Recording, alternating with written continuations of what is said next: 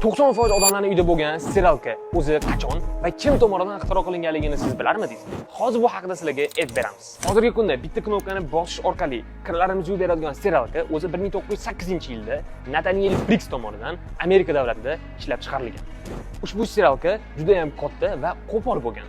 Va 1950-yilga kelib ushbu qo'pol va yarim avtomat stiralka to'liq avtomat stiralka ko'rinishiga kelgan.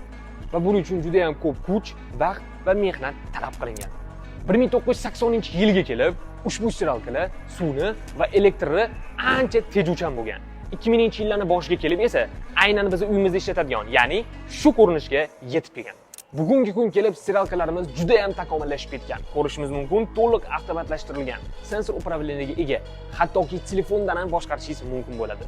Shu va shu kabi eng takomillashgan stiralkalarni faqatgina bizning profildan eng arzon narxda xarid qilishingiz mumkin bo'ladi.